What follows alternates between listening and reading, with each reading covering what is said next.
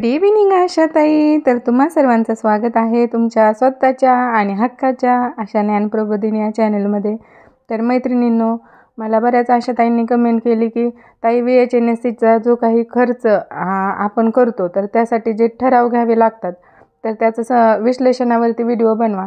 तर हीच कमेंट विचारात घेऊन व आता सध्याला आपल्याला VHNSCचे पैसे देखील आलेले आहेत व हे पैसे आपल्याला कशा प्रकारे आपण वापरले यासाठी हे ठराव घेऊन आपले पैसे काढून घ्यायचे आहेत. तर ज्या काही सचिव आशा असतील, ज्या सचिव आशा VHNSCच्या सचिव आशा असतील त्यांच्यासाठी तर हा व्हिडिओ अतिशय उपयुक्तच आहे. त्याचबरोबर ज्या काही आपल्या आशा स्वयंसेविका आहेत त्यांना देखील याची माहिती असायला हवी की नेमका VHNSCचा खर्च करताना कोणते ठराव घ्यावे लागतात आणि कशा प्रकारे त्याचं विश्लेषण वगैरे किंवा कुठल्या बाबीवरती कसा खर्च करायचा हे देखील या व्हिडिओतून तुम्हाला समजणार आहे. त्यामुळे व्हिडिओमधून स्किप करू नका. व्हिडिओ आवडल्यास व्हिडिओला लाईक, शेअर आणि तुमच्या ज्या काही सचिव आशाताई असतील त्यांच्यापर्यंत हा व्हिडिओ पोहोचवायला नक्की मदत करा. चला तर मग व्हिडिओ मोठा असणार आहे त्यामुळे जराही वेळ न घालवता आपण सुरू करू आपला आजचा व्हिडिओ. तर बघा, VHNSC खर्च करताना कोणते ठराव घ्यावे संपूर्ण विश्लेषण. आज दिनांक 5 जानेवारी 2025 रोजी ग्रामपंचायत वीट या ठिकाणी माननीय सरपंच वीट यांच्या अध्यक्षतेखाली ग्राम आरोग्य, पोषण, पाणीपुरवठा व स्वच्छता समितीची मासिक सभा घेण्यात आली. सभेमध्ये खालीलप्रमाणे ठराव घेऊन चर्चा करण्यात आली. खर्चाचे इतिवृत्त वाचून दाखवण्यात आले आणि यावर्षी आलेला निधी व त्याच्या खर्चाचे विवरण याविषयी चर्चा करून खालीलप्रमाणे ठराव घेण्यात आला. तर ही मी दिनांक पुढची टाकलेली आहे. तर तुम्ही ही दिनांक तुमच्या सोयीनुसार म्हणजे ज्यावेळेस तुम्ही या अशा प्रकारची सभा घेणार आहात तर त्यानुसार तुम्ही ही दिनांक टाकू शकता. यातील नावे देखील मी हा डेमोचा व्हिडिओ आहे त्यामुळे यातील नावे देखील मी कोणाची नावे एक्सपोज वगैरे होऊ नयेत यासाठी किंवा त्यावरील खर्च जो आहे तो देखील मी माझ्या मनाने घेतलेला आहे. परंतु तुमच्याकडे जेवढा निधी वगैरे आला असेल त्यानुसार तुम्ही खालीलप्रमाणे त्याचं विवरण किंवा वितरण किंवा खर्च दाखवू शकता. तर हा डेमो व्हिडिओ आहे, तुम्हाला नक्की आवडेल. बघा, ठराव क्रमांक 1, यावर्षी चालू आर्थिक वर्षाचा 2024-25चा निधी 5,000 रुपये आलेला आहे. तर मी इथं निधी 5,000 रुपये दाखवलेला आहे.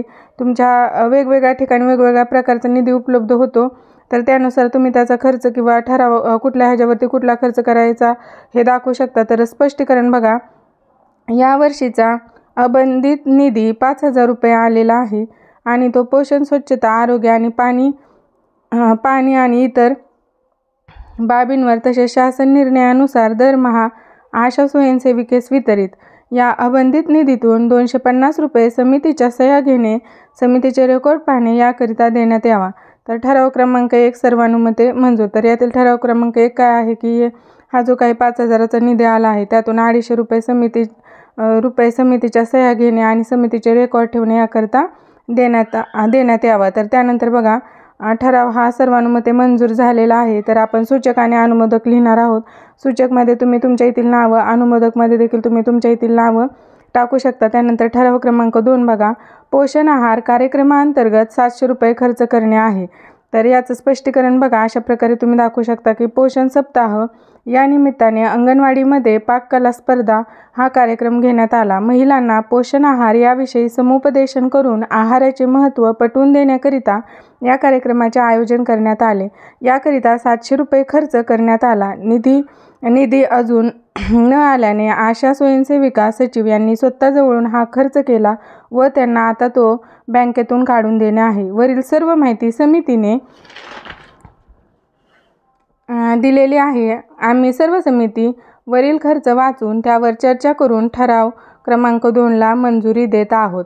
ठराव क्रमांक 2 सर्वानुमते मंजूर. आता सूचक या ठिकाणी तुम्ही तुमच्या येथील नावे टाकू शकता, अनुमोदक म्हणून देखील नावे टाकू शकता.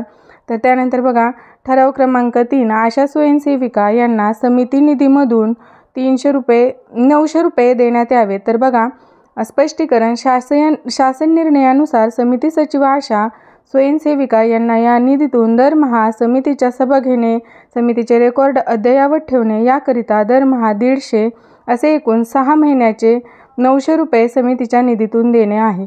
आम्ही सर्व समितीवरील ठराव क्रमांक 3ला सर्वानुमते मंजुरी देत आहोत. ठराव क्रमांक 3 सर्वानुमते मंजूर. तर हा देखील ठराव आपण मंजूर करून घ्यायचा आहे. त्यानंतर सूचक आणि अनुमोदक म्हणून तुम्ही तुमच्या इथली नावे टाकू शकता. तर त्यानंतर बघा ठराव क्रमांक 4 किशोरी सभा याकरिता 600 रुपये खर्च करण्यात आला. तर स्पष्टीकरण, किशोरवयीन मुलींमधील रक्तक्षयावर जनजागृती व सॅनिटरी पॅड वाटप याकरिता 600 रुपये खर्च करण्यात आले. वरील सर्व माहिती समितीला देण्यात आली व समितीने ठराव वाचून ठराव क्रमांक 4 सर्वानुमते मंजूर करण्यात आला. इथं देखील सूचक आणि अनुमोदक म्हणून तुम्ही तुमच्या येथील नावे टाकू शकता.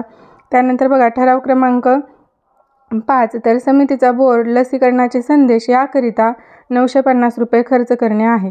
तर स्पष्टीकरण बघा, ग्राम आरोग्य पोषण पाणीपुरवठा आणि स्वच्छता समितीच्या सर्व सदस्यांचा बोर्ड बनवून ग्रामपंचायत येथे लावला आहे. तसेच लसीकरण संदेश बोर्ड बनवून उपकेंद्र या ठिकाणी लावण्याकरिता 950 रुपये खर्च करणे आहे. याची माहिती समितीला देण्यात आली.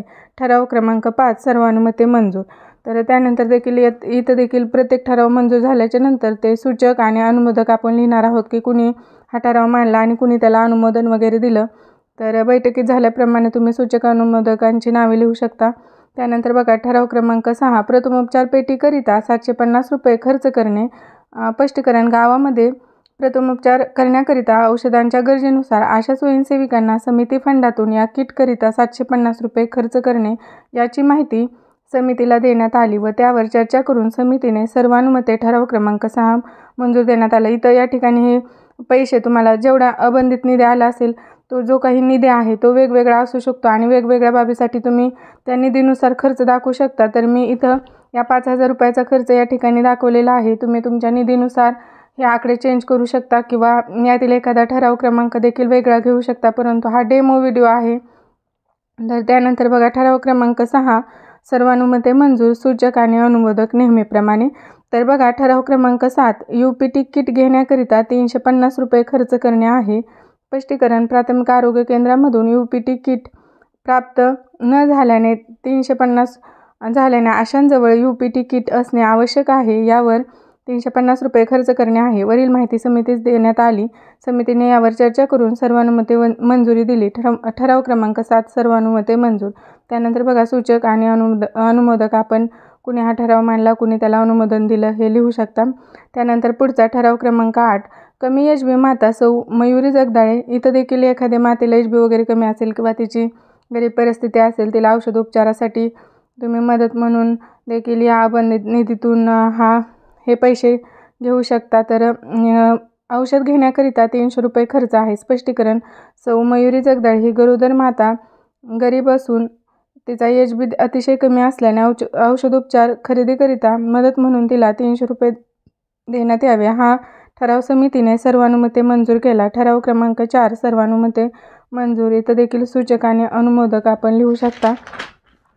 तर कुठल्या बाबींसाठी आपल्याला खर्च करायचा आहे हा ठराव आपण मांडायचा आहे. बघा ठराव क्रमांक 9 इतर खर्च करिता 200 रुपये.